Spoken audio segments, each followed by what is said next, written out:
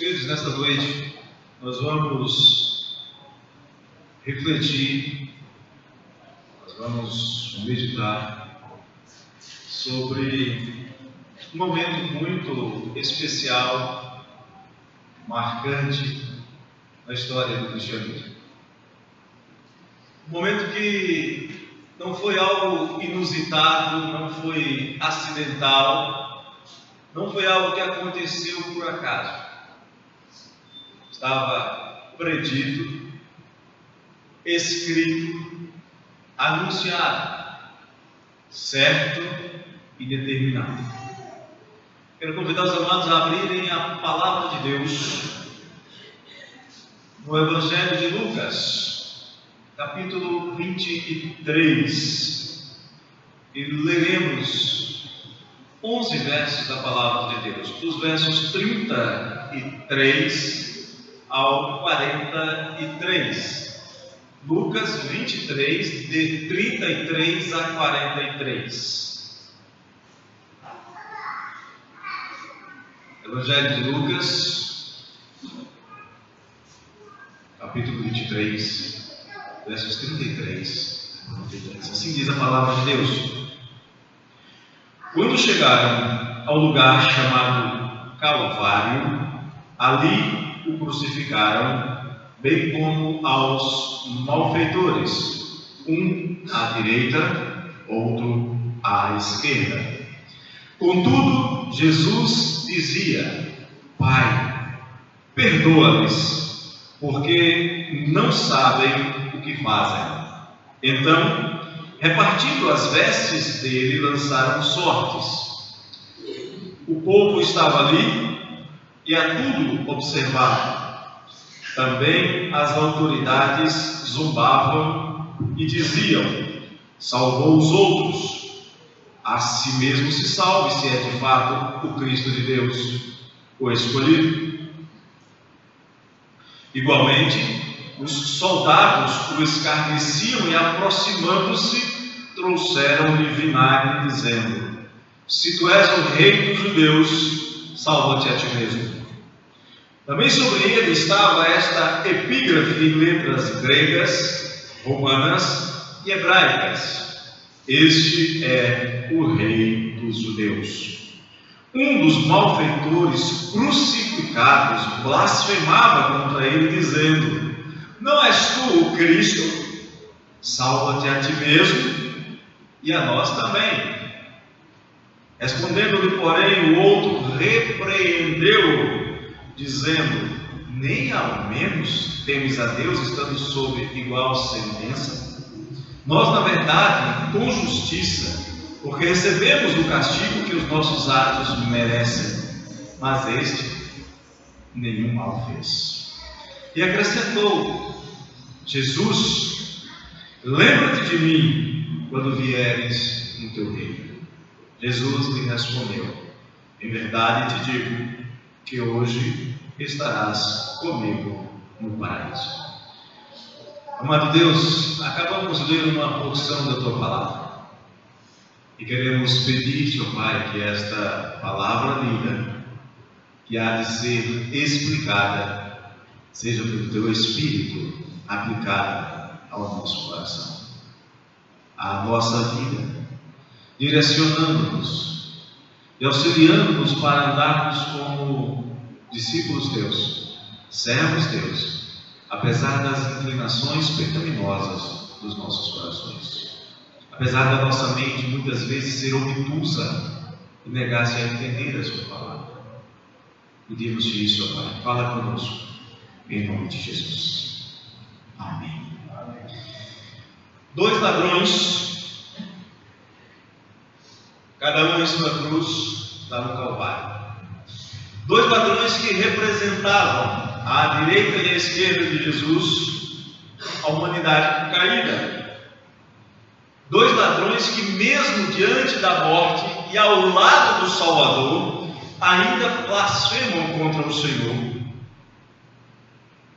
dos quais um deles só é salvo porque confessa a Jesus como Rei, como Messias, como o enviado de Deus.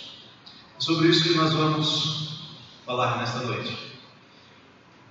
Nós vamos falar sobre o seguinte título: para onde você está se levando? Para onde você está se levando? Provérbios 14, 12 nos adverte dizendo que há caminho que ao homem parece direito, mas ao cabo dá em caminhos de morte. Todos nós temos muitas certezas nessa vida e muitas incertezas também. Crianças, por exemplo, costumam saber tudo, mas ao mesmo tempo vivem perguntando e pedindo ajuda para as coisas mais simples, por exemplo, para as mais simples das tarefas escolares. Ao mesmo tempo, não há ninguém que saiba mais do que adolescente. O adolescente é sabido, gente, cheio de certeza, cheio de saberes, mas a maioria deles nem mesmo sabe o que quer ser quando tiver que dirigir a própria vida e pagar as próprias contas. E talvez explique por que nós temos hoje em dia adolescentes com 25, 30, 35, 40 anos ainda vivendo na casa de papai e de mamãe, e não cresceram, continuam sendo adolescentes. Mas não nos enganemos, também há velhos que sabem tudo de coisa nenhuma. Também há gente de idade que é insensata, que aprendem, recebem muitas e muitas informações, mas nunca aprendem de verdade, nunca chegam ao conhecimento da verdade, como Paulo diz a Timóteo. 2 Timóteo capítulo 3, verso 7. A respeito destas certezas e conhecimento, um homem que experimentou de tudo na vida, mais do que qualquer um de nós, chegou a uma conclusão preliminar que seria bastante desalentadora. E se ele tivesse parado na sua conclusão, certamente o seu caminho seria o da mais profunda depressão. Observe o que o sábio, filho de Davi, homem mais sábio que houve sobre a terra, diz: amontoei para mim prata e ouro, e tesouros de reis e de províncias. Olha Eclesiastes 2. Provi-me de cantores e cantoras e das delícias dos filhos dos homens, mulheres e mulheres, 1000 mulheres. Engrandeci-me e sobrepujei a todos os que viveram antes de mim em Jerusalém. Perseverou também comigo a minha sabedoria. Tudo quanto desejaram os meus olhos não lhes neguei, nem privei o coração de alegria alguma, pois eu me alegrava de todas as minhas fadigas, e isso era a recompensa de todas elas. Considerei todas as obras que fizeram as minhas mãos, como também o trabalho que eu, com fadigas, havia feito, e eis que tudo era vaidade e correr atrás do vento, e nenhum proveito havia debaixo do sol. Veja a triste conclusão do sábio: tudo era vaidade, tudo era correr atrás do vento. 3000 anos depois, uma outra pessoa com a cabeça absolutamente vazia achou que era possível estocar vento. O que eu desejo é que a igreja compreenda que é possível, você pode escolher diversos caminhos. Existem muitas opções para você escolher, mas só há um caminho que é direito. Só há um caminho que não dá em caminho de morte. E seja qual for o seu projeto de vida, seja qual for o caminhar que você escolher, você só será bem sucedido se entregar o seu caminho ao Senhor, se confiar no Senhor, se reconhecer o Senhor como dirigente confiável em todo o tempo e em todas as situações. Se você reconhecer o Senhor como Senhor em todos os seus caminhos e deixar que Ele endireite as suas veredas, diz o Salmo em Provérbios 3:6. Eu quero que você, neste momento, pare um pouquinho, como que estacionando à margem do seu caminho. Vamos dar uma analisada no caminho desses dois homens que chegaram ao mesmo lugar em suas vidas e tiveram um encontro que eles nunca desejaram, que eles nunca procuraram com o Senhor Jesus. Não sabemos seus nomes, ninguém sabe o nome desses homens, não conhecemos as suas famílias, Não sabemos se era de Judá, se era de Efraim, se era de Manassés. Não sabemos. Não sabemos nada sobre a sua história de vida. Sabemos apenas que no momento mais decisivo de suas vidas, eles tiveram um encontro inesperado com o Senhor Jesus. Vamos conhecer os personagens que estão relatados aqui em Lucas 23, 33 a 43. No verso 33 começa dizendo assim: quando chegaram ao lugar chamado Calvário, ali o crucificaram, bem como aos malfeitores. 2, um à direita, outro à esquerda. Se você ler o texto inteiro, você vai ver que o texto fala de vários personagens. Mas Lucas quer nos apresentar, quer que nós foquemos os nossos olhos nesses três. Ele fala de vários outros como figurantes. Por exemplo, fala sobre o povo, a multidão que observava. Fala das autoridades religiosas, os principais sacerdotes e os escribas que zombavam de Jesus. Fala dos soldados que escarneciam, iam além da zombaria. Fala de Simão de Cirene, aquele que carregou a sua cruz. Fala de 3 Marias, mulher de Cleópas, Maria Madalena e Maria, a mãe de Jesus, que estava acompanhada de João, o discípulo amado.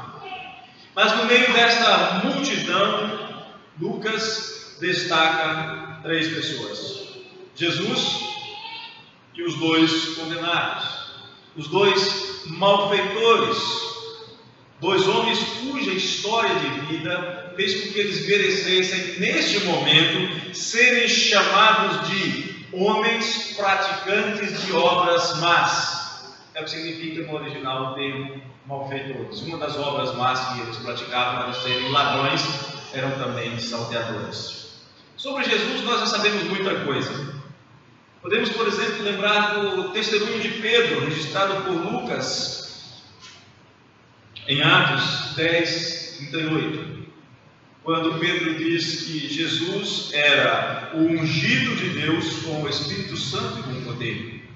Quando ele diz que Jesus andou por toda a parte, fazendo o bem e curando a todos os oprimidos do diabo, porque Deus era com ele.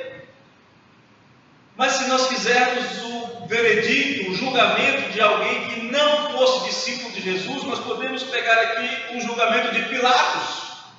Conhecendo Jesus, investigando sobre Jesus, interrogando Jesus, Pilatos chega diante da multidão e diz lá em João 19:4: eis que eu vos apresento para que saibais que eu não acho nele crime algum. Mas esse Jesus, traído por um seguidor, julgado de maneira ilegal durante a noite e através de testemunhas mentirosas, como nos diz Mateus no capítulo 25, esse Jesus que foi condenado por testemunhas mentirosas, cujo testemunho foi comprado por sacerdotes ímpios que já queriam matar a Jesus, crucificado por mão de invasores ímpios. Este é o primeiro dos personagens, Jesus de Nazaré, o Santo de Deus. Os outros 2 eram exatamente o contrário, eram 2 malfeitores. Lucas não se preocupa em nos dizer quem são eles, não se preocupa em dizer os seus nomes, nem suas famílias, mas Lucas os descreve pelo que eles são. Não há meias palavras, não há eufemismos, ele não dá uma dourada na pílula. Lucas não é politicamente correto. Lucas diz: eles eram praticantes de obras más, eram malfeitores, eram ladrões, eram salteadores. Eles não eram vítimas da sociedade, eles não eram vítimas dos invasores romanos, eles não foram levados a praticar as suas obras más por falta de oportunidade. Eles eram responsáveis pelo que eles faziam e nenhum grupo de direito de defesa dos manos poderia fazer nada por eles naquele momento. Absolutamente nada. Ali estavam 2 representantes da raça humana recebendo o que fizeram por merecer. A palavra de Deus nos ensina que, segundo a lei de Deus, o salário do pecado é a morte. E a lei dos homens, especialmente nos dias que nós estamos estudando, dizia que os praticantes de obras más deveriam ser executados para exemplo, para que outros não os imitassem. E era exatamente esse o destino daqueles dois homens. Sua jornada, seu caminho de obras más, fossem elas quais fossem, naquele momento, estava chegando ao fim. Esses são os nossos personagens dessa história. Agora vamos conhecer o destino desses personagens. No verso de número 39 em diante, o texto diz assim: um dos malfeitores crucificados blasfemava contra ele, dizendo: não és tu o Cristo? Salva-te a ti mesmo e a nós também. Respondendo-lhe, porém, o outro repreendeu, dizendo: nem ao menos temes a Deus, estando sob igual sentença. Nós, na verdade, com justiça, estamos sob sentença de morte, é o que ele quer dizer, porque recebemos o castigo que os nossos atos merecem, mas estes têm um malfeito. O malfeitor olha para si mesmo e para o seu colega e diz: o nosso destino é a morte, o nosso destino é perecer, porque nós fizemos por merecer isso. Mas antes disso, precisamos entender o seguinte: não é muito difícil nós sermos levados pelas circunstâncias e aderirmos às práticas da multidão. Fazemos o que todo mundo faz. Essa é uma frase muito comum hoje em dia, né? Por que você fez isso? Eu fiz porque todo mundo faz. Adolescentes gostam muito dessa frase. Mateus registra que aqueles ladrões eram adeptos do todo mundo faz. Se todo mundo fazia o que estavam fazendo com Jesus, se os sacerdotes zombavam dele, se os soldados escarneciam de Jesus, se a multidão lhe dizia impropérios, então eles podiam fazer como todo mundo, eles podiam escarnecer de Jesus também, eles podiam zombar de Jesus também. Talvez eles sentissem que essa zombaria contra o Senhor amenizasse a sua dor, e ambos começam a dizer blasfêmias contra Jesus. Mateus capítulo 27, verso 44, diz que os mesmos impropérios lhe diziam também os ladrões que haviam sido crucificados com ele. Os dois, o da direita e o da esquerda, diziam impropérios contra o Senhor Jesus. Não é incomum, queridos, que a pessoa use um palavrão para aliviar uma sensação de dor. Quem nunca disse um impropério quando o seu dedo acertou uma pedra desavisada que não se desviou do dedo de ir em direção a ela? E que não se lembra de uma certa sensação de alívio quando soltou aquela palavra maiorzinha? Tente lembrar. Não teve aquela sensação de alívio no desconforto? Tenho certeza que você já fez. Que não se sente um tantinho menos pecador, por exemplo, ao xingar os nossos políticos de corruptos, ladrões, mercenários, vendidos, ou coisa parecida, julgando-se, quem sabe, um pouquinho assim, melhor do que eles. Parece que às vezes nós cristãos entendemos o que a Bíblia diz, que cada um vai prestar contas dos seus próprios atos.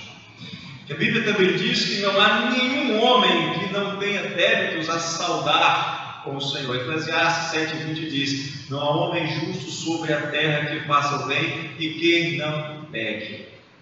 E aqueles dois homens, aqueles dois praticantes de obras más, eram legítimos representantes da raça de pecadores a qual nós pertencemos. Queremos nos sentir melhores do que eles.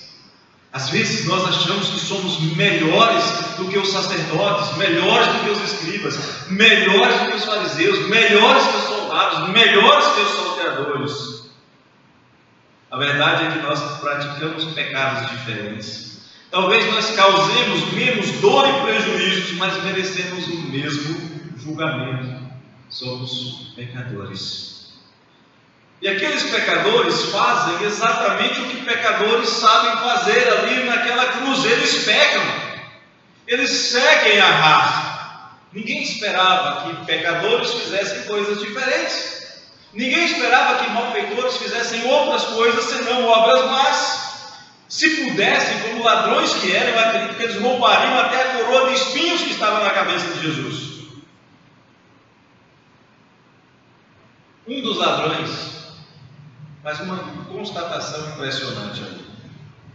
Ele afirma no verso 41, reconhecer que a sua sentença de morte era justa. É provável que a maioria de nós não se julgue digna do mesmo destino que aqueles ladrões. Mas vale lembrar que o salário do pecado, a morte, é para quem faz uma determinada lista de coisas. Tente imaginar você e pergunte: será que eu faço isso? Gálatas 5, 19 a 21 diz: as obras da carne são conhecidas e são prostituição, impureza, lascívia, idolatria, feitiçaria, inimizade, porfia, ciúme, ira, discórdia, dissensão, facção, inveja, bebedice, glutonaria e outras, não só essas, e outras coisas semelhantes a essas. Lembra-se do que o fariseu rico perguntou o que devia fazer para herdar o reino de Deus? E a resposta de Jesus é: entre outras coisas, não pratique as obras da carne. Pergunto: você consegue?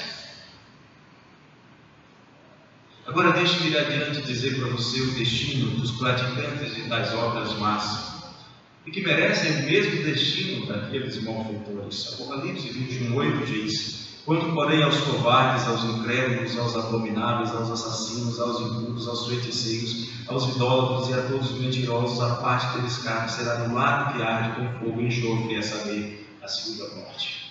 Qual era o destino daqueles homens lá naquela cruz? A morte. Mais do que isso, a morte eterna, o inferno. Conhecemos os nossos personagens e conhecemos o destino deles. Agora nós precisamos entender e conhecer o que pode fazer toda a diferença no destino dos homens.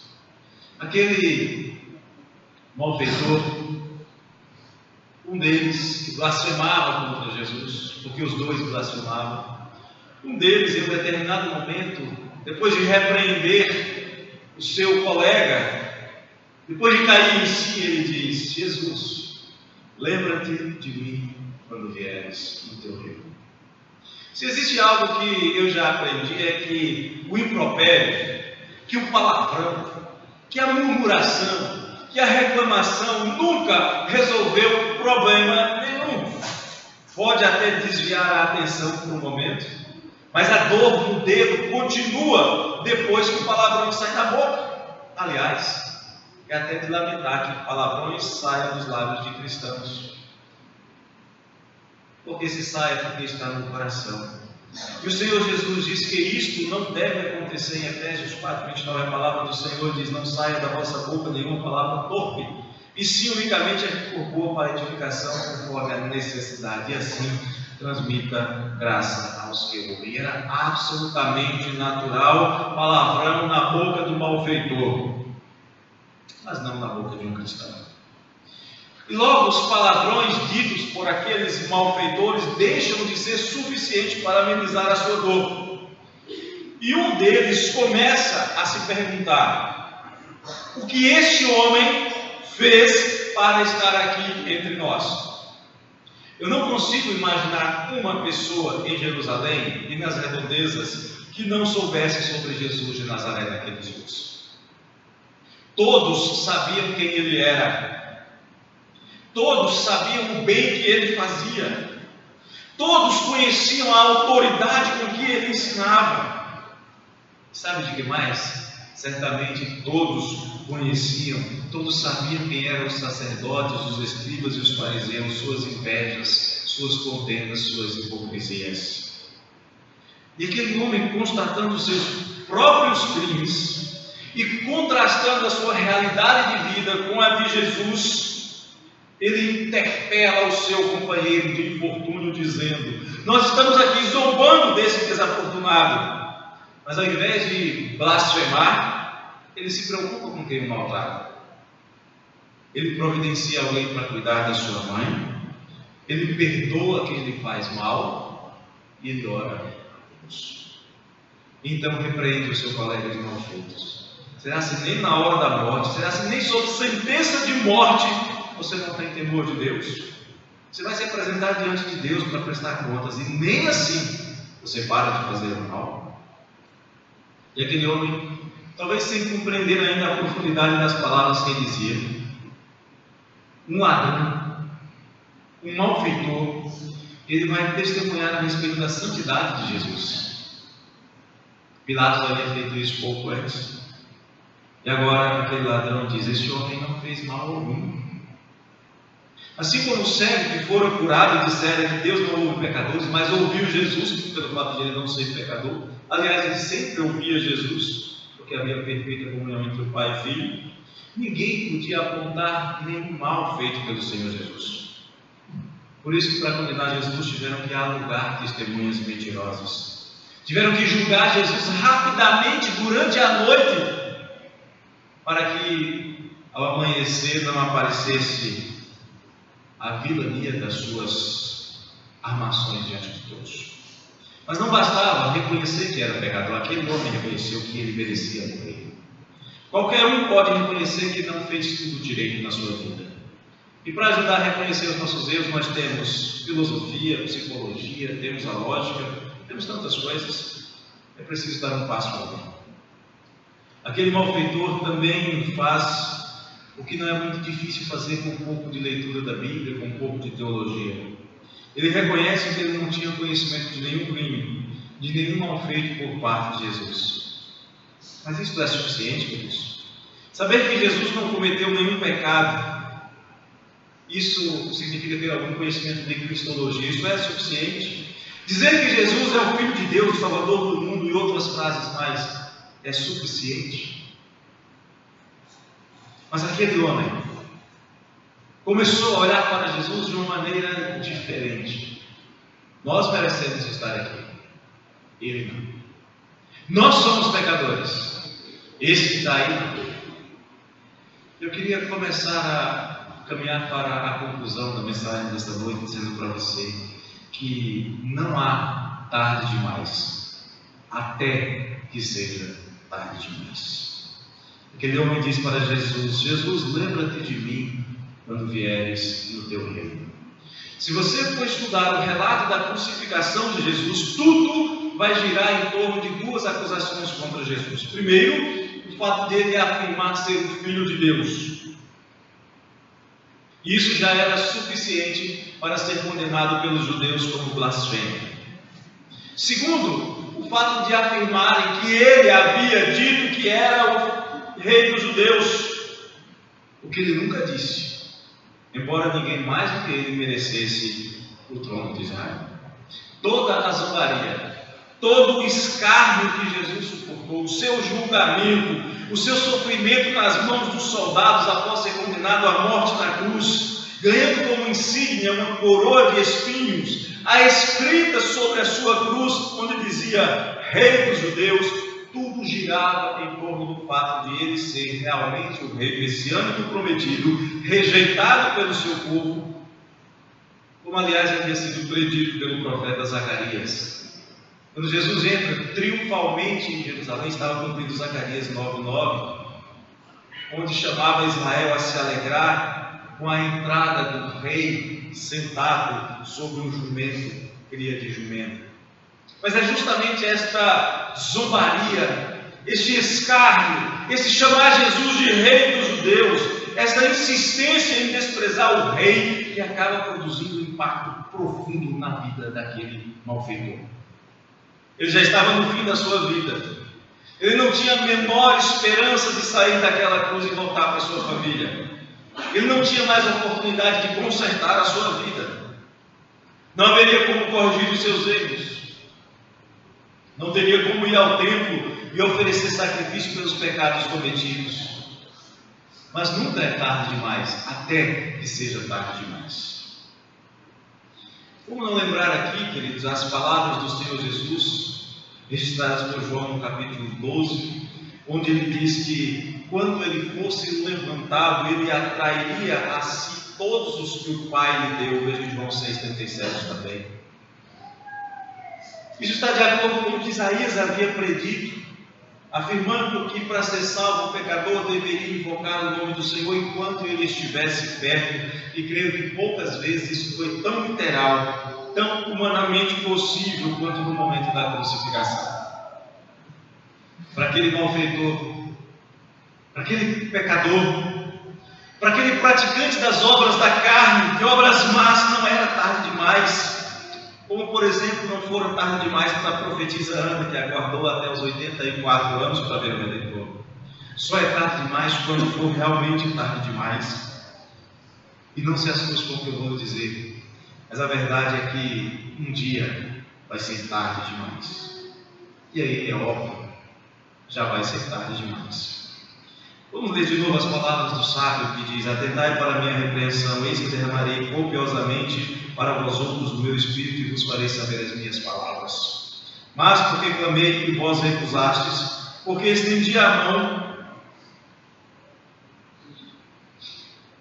e não houve quem atendesse, antes rejeitastes todo o meu conhecimento e não quisestes a minha repreensão, também me rirei da vossa desventura. Em vindo o vosso terror eu zombarei. Em vindo o vosso terror como a tempestade, em vindo a vossa perdição como um redemoinho, quando vos chegar o aperto e a angústia, então me invocarão, mas eu não responderei, procurar-me-ão, porém não me hão de achar. A palavra de Deus diz que um dia vai ser tarde demais para você. Mas não era tarde demais para aquele pecador. Aquele encontro que ele não desejava, naquele lugar que ele não queria estar de jeito nenhum, naquelas circunstâncias absolutamente contrárias a qualquer esperança, foi o momento do seu encontro com o Salvador. Condenado à morte, encontrou-se com o Senhor da vida quando o reconheceu como seu Senhor. Suas palavras pedindo-se que ele se lembrasse dele quando entrasse em seu reino precisam ser entendidas. Ambos estavam condenados à morte, como ele próprio testifica pouco antes. Mas ainda assim, ele acredita que Jesus venceria a morte. Ainda assim, ele acredita que por mediação de Jesus, ele também viveria. Como Jairo, algum tempo antes, ele testifica acreditar que Jesus é o Senhor da vida. Como Maria, irmã de Lázaro, confia que Jesus é capaz de fazer o que ninguém mais poderia sequer esperar. Ele entende que Jesus poderia fazê-lo viver e entrar no reino que a ele pertence. Não é tarde demais para você invocar o Senhor aqui e agora e receber do Senhor a salvação. Eu já ouvi pessoas dizendo: pastor, para mim é impossível, já fiz coisas ruins demais. Um malfeitor, um salteador, um ladrão. Para ele não foi tarde demais. Paulo, blasfemo, insolente, perseguidor e assassino, para ele também não foi tarde demais. Você precisa entender que somente crendo em Jesus, seu destino poderá ser mudado da morte para a vida. Eu imagino que talvez, posso até estar enganado, mas talvez você não queira morrer. É possível até que você não admita que aquela morte na cruz, dada aqueles dois ladrões, não era a tua morte, não é a morte que você merece. Mas eu preciso concluir dizendo aqui algumas verdades. Lucas não usa de eufemismos. Lucas diz: eram fazedores de obras más. Eu também não posso dizer nada diferente do que as Escrituras dizem. Naquele Monte Calvo estão presentes dois tipos de representantes da humanidade: duas cruzes, uma à direita e uma à esquerda de Jesus. Nessas duas cruzes estão a humanidade caída, condenada, merecedora da morte e do inferno. Não há nenhuma poltrona para nenhum homem bonzinho. Nenhum deles, nem o da direita nem a esquerda, nenhum deles era bom. Nenhum deles era capaz de fazer o bem. Nenhum deles poderia descer da cruz. Eram condenados. Condenados à morte por causa dos seus delitos, por causa dos seus pecados, exatamente como qualquer outro pecador, eu, você, ou quem mais você pensar. Sim, aquela morte não era indigna demais se fosse aplicada a qualquer um de nós. Que isso, pastor? Eu na cruz? Sim, você e eu na cruz. Mesmo que você diga aquela frase clássica: não, mas eu nunca matei, eu nunca roubei, eu não sou malfeitor, eu não sou ladrão, eu não sou salteador. Talvez você não seja ladrão, talvez você não seja salteador, mas e os outros pecados? Sabe quantos pecados bastaram para que Adão e Eva fossem expulsos do jardim e por isso condenados à morte? Lá na cruz, aliás, lá no Éden, Adão e Eva mataram toda a humanidade.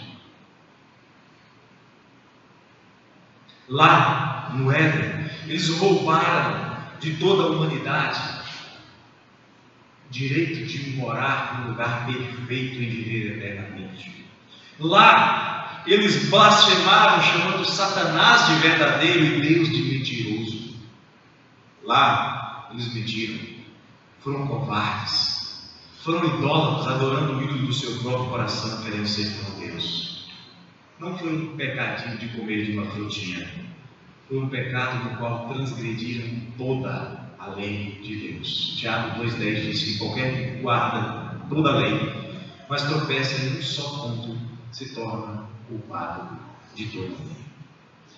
Mas ali naquele monte também estava representada a humanidade perfeita, obediente e santa, através de Jesus. E é por causa de Jesus que parte da humanidade condenada pode ouvir a doce voz dizendo: hoje estarás comigo no paraíso. Presta atenção numa coisa: o malfeitor não se redimiu, Cristo o redimiu. Ele não fez nada para descer da cruz, Cristo fez tudo para fazê-lo assentar nos lugares celestiais. O ladrão não queria estar naquela cruz e nem mesmo tinha preocupações sobre ir para o seio de Abraão. Jesus queria estar naquela cruz para trazer redenção. Não foi o ladrão quem marcou um encontro com Deus naquele lugar, foi o Senhor que foi aquele lugar, aquela cruz, para salvá-lo da condenação ao inferno. Sabe o que você pode fazer? Melhor dizendo, sabe o que você não pode fazer? Você não pode descer da sua cruz de pecador. Não pode. Você não pode descer do seu pedestal de idolatria a si mesmo. Não pode. Mas se você crer em Jesus Cristo, seu destino será mudado. E você passará da morte para a vida, como diz Jesus em João 5,24. Isto é verdade. Quem ouve a palavra de Jesus e crê naquele que o enviou tem a vida eterna, não entra em juízo e passa da morte para a vida. Você quer experimentar isso? Você quer uma mudança em sua vida? Você entende que Deus está falando por meio do seu Espírito ao seu coração? Você precisa reconhecer-se como pecador e reconhecer Cristo como Salvador. Você precisa deixar o seu comodismo. Você precisa falar com Deus em oração, dizendo que você precisa dele. Você precisa falar com Ele, entregando a sua vida a Ele, atendendo ao seu convite de ir a Ele, para que não seja tarde demais para você. Lembre-se, antes de manter-se rebelde contra o Senhor, porque a Bíblia diz que rebelião é pior do que o pecado de feitiçaria. Antes de manter-se rebelde contra o Senhor, lembre-se que há caminhos que parecem direitos. Há caminho que parece ser o melhor para você. Talvez tenha sido o caminho que seus pais traçaram para você. Talvez tenha sido o caminho que você sempre sonhou. Há caminhos que parecem direitos, mas ao cabo dão em caminhos de morte. Qual vai ser o seu caminho a partir de agora? Entregando a sua vida ao Senhor e andando com Ele? Ou escolhendo outros caminhos? Cuidado, para onde você mesmo está se levando. Não é a sua família, não é a sociedade, não é o governo, é você mesmo. Você pode ir para dois lugares: a Cristo ou ao inferno. Quero convidar você para, neste momento, falar com o Senhor Jesus, se você assim desejar. Se você não quiser, então não precisa fechar o seu olho. Você não precisa baixar a sua cabeça. Não precisa fazer nenhum gesto. Assim como se você quiser falar com o Senhor Jesus, você também não precisa levantar, não precisa vir à frente. Mas você pode dizer para Ele agora: Senhor, eu quero entregar a minha vida, eu quero entregar o meu caminho nas suas mãos. Eu quero que o Senhor faça diferente. Eu quero que o Senhor me dê um caminho diferente dessa noite. Olha ao Senhor nesse momento.